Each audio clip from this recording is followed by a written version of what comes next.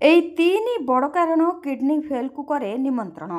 ଜାଣନ୍ତୁ କ'ଣ ଏହି ଜିନିଷ। ଆଜିକାଲିର ବ୍ୟସ୍ତବହୁଳ ଜୀବନଶୈଳୀ ଏବଂ ଅସ୍ୱାସ୍ଥ୍ୟକର ଖାଦ୍ୟ ବିଭିନ୍ନ ସମୟରେ ଅନେକ ରୋଗକୁ ନିମନ୍ତ୍ରଣ କରିଥାଏ।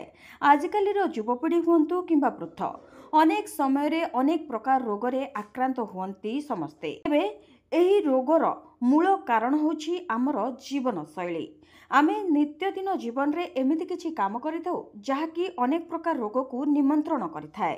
ତେବେ ସେ ମେଦବହୁଳତା ହେଉ କିମ୍ବା ଡାଇବେଟିସ୍, ବିଭିନ୍ନ ପ୍ରକାର ରୋଗ ଆମ ଶରୀରରେ ପ୍ରବେଶ କରିଥାଏ। ସେହିଭଳି ଏକ ରୋଗ ହେଉଛି କିଡ୍ନି ଫେଲ୍, ଯାହାକି ବର୍ତ୍ତମାନ ଚିନ୍ତାର କାରଣ ପାଲଟିଛି। ତେବେ କିଡ୍ନି ସମ୍ବନ୍ଧୀୟ ରୋଗର ବୃଦ୍ଧି ଚିନ୍ତାର ବିଷୟ ହୋଇଥିବା ବେଳେ ଆପଣ କ'ଣ ଜାଣନ୍ତି ଯେ ଆପଣଙ୍କର କିଛି ଅଭ୍ୟାସ ହିଁ ଆପଣଙ୍କ କିଡ୍ନି ସ୍ୱାସ୍ଥ୍ୟ ଉପରେ ନକାରାତ୍ମକ ପ୍ରଭାବ ପକାଇପାରେ ବୋଲି? ତେବେ ଆସନ୍ତୁ ଜାଣିବା ଏହି ସମ୍ବନ୍ଧରେ। ଯଦି ଆପଣ ସମୟ ମଧ୍ୟରେ ଏହି ଅଭ୍ୟାସ ଗୁଡ଼ିକୁ ସଂଶୋଧନ ନ କରନ୍ତି ତେବେ ଆପଣଙ୍କର କିଡ୍ନି କ୍ଷତିଗ୍ରସ୍ତ ହୋଇପାରେ।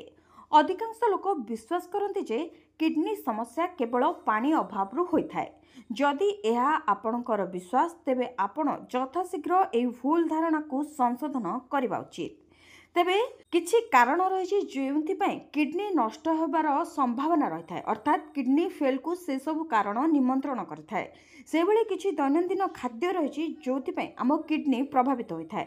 ତେବେ ଚାଲନ୍ତୁ ଜାଣିବା କ'ଣ ସେହି ଖାଦ୍ୟ। ତେବେ ଅତ୍ୟଧିକ ଲୁଣ ବା ଚିନି। ହଁ ଦର୍ଶକ ବନ୍ଧୁ, ଯଦି ଆପଣ ଆପଣଙ୍କ ଆବଶ୍ୟକତାଠାରୁ ଅଧିକ ଲୁଣ ବ୍ୟବହାର କରନ୍ତି ତେବେ ଆପଣଙ୍କୁ ସତର୍କ ରହିବା ଉଚିତ।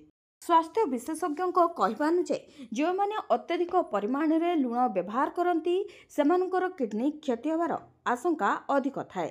ସେଭଳି ଅତ୍ୟଧିକ ଚିନି ବ୍ୟବହାର କରିବା ଦ୍ୱାରା ମଧ୍ୟ ଆପଣଙ୍କର କିଡ୍ନି ଉପରେ ନକାରାତ୍ମକ ପ୍ରଭାବ ପଡ଼ିପାରେ।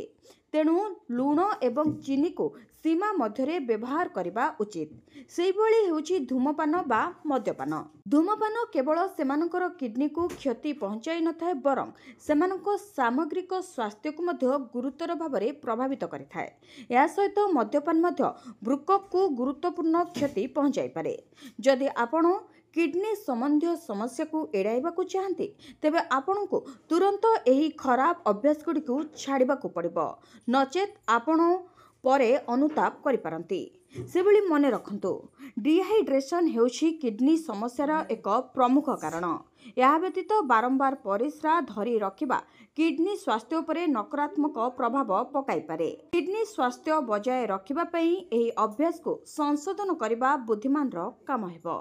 ଆପଣଙ୍କର ସୂଚନା ପାଇଁ କିଛି ଯନ୍ତ୍ରଣା ନିବାରକ ଔଷଧ ମଧ୍ୟ କିଡ୍ନି କ୍ଷତି ପହଞ୍ଚାଇପାରେ। ତେବେ ଏହି ଖବରଟି ସାଧାରଣ ସୂଚନା ପାଇଁ ଲେଖାଯାଇଛି। ଅଧିକ ସୂଚନା ପାଇଁ ବିଶେଷଜ୍ଞଙ୍କ ପରାମର୍ଶ ନିଅନ୍ତୁ କିମ୍ବା ଡାକ୍ତରଙ୍କ ସହ ପରାମର୍ଶ କରନ୍ତୁ। ଆମ ଖବର ଉପରେ ସତ୍ୟତା ଉପରେ କୌଣସି ଦାବି କରେ ନାହିଁ।